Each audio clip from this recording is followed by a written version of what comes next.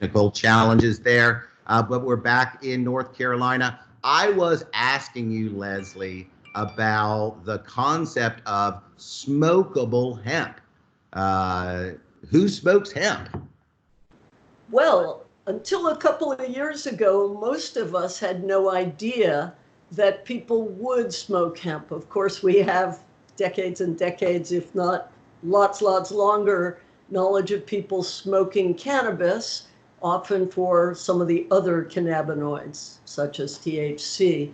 But a couple of years ago, we started to think about the tobacco infrastructure in North Carolina, did a little research, met a lot of the people, and started to think about a high quality, consistent, quickly manufactured pre-roll that would come in a 10-pack. Needless to say, smoking and inhaling cannabinoids is extremely efficient and fast as an uptake method. We've come up with a proprietary crutch, in fact, to ensure that you do not filter out the cannabinoids, which is the very reason you're going to take a smoke. So you were asking about. So I was going to say, so you're taking advantage of some of the infrastructure left behind from the tobacco days. Is that right? That's absolutely true. We operate on a small tobacco farm just outside of Asheville. And there are 2 drying barns on the property itself that we utilize as our primary drying, and several other neighbors right on the same road, just down the block, also have big old barns, completely underutilized, that are perfect for drying cannabis, just like they were for drying tobacco. And that was one of the big challenges for new farmers, is that there was overproduction of hemp and not enough facilities for the drying and the processing. Is that correct? That is absolutely true. So the old tobacco barns and even the more modern tobacco drying, they call them barns down there, but they're really the size of a container with forced ventilation and heat potential as well. Fantastic. So let's talk a couple of questions just about the business itself. Seems like everyone is moving into the hemp business. Competition is fierce. Every day I hear of dozens of new companies, and hundreds of new products are hitting the marketplace. Very confused, very normal, a noisy marketplace. How do you differentiate? How do you build your brand? Well, we are from the roots on farm. So we're small scale producers. And as I mentioned, we're utilizing GMP manufacturing facilities to ensure consistent, high quality, safe, properly packaged products. Very important for us. So we're telling our own unique story, of course. The marketplace generally is suffering from, and it also, of course, makes it exciting, but it suffers from being very disaggregated. So you're right, many players, many brands. Everybody in 2020 thinks building a brand is the way to do it, not being a farmer. We all know that, right?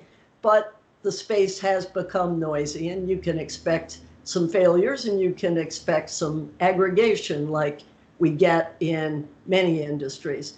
At the same time, you've got the farm community, which small-scale farmers have been decimated over the last, 50 years, 5 decades? Since the 70s, yeah, for sure.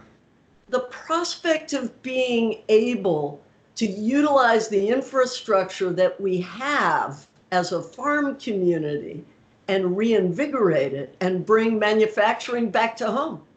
Right? Look homeward is our tagline. And in these days of, don't share, don't pass it around, you would like to have your own pre-roll in your hands and your own medicine that you're dropping in your mouth.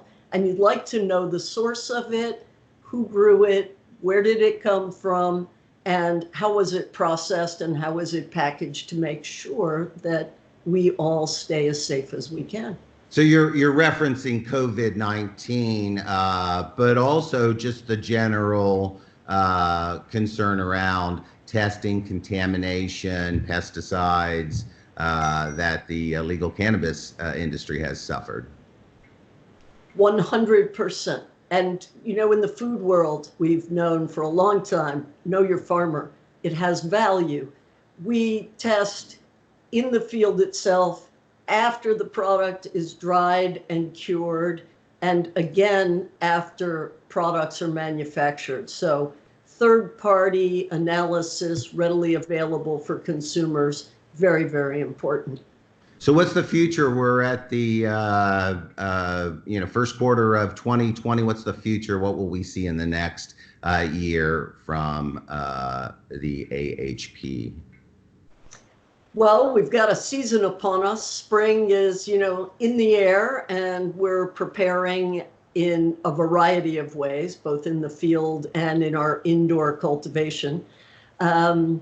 We've got 3 new products: a lip balm, which is from hemp oil, comes from a pressed seed rather than CBD or THC, so no cannabinoids at all. We also have an extract, 2 strengths, and we're blending it with olive oil, both for taste and compatibility in terms of becoming a food additive. And we also have, what else do we have? I just lost my last product. That's not possible. Well, pre-rolls. The pre-rolls. 10-pack pre-rolls that I was referencing earlier with the tobacco infrastructure. So a 10-pack of consistent packaged pre-rolls. Okay, so we're at the end. Tell us, if I'm watching this video, where do I find more information about Asheville Hemp Project products and the project itself? Well, online, of course, www.asheville, that's with an E, right? ASHEVILLE, hempproject.com. And on Instagram, we have a pretty active page there, which is at Asheville Hemp. Fantastic. Thank you so much, Leslie, for talking to MJNews this morning. We wish you all the best of success, and we'll check up on you in a few months and see how it's gone. See you soon, David. Thanks so much. Thank you so much.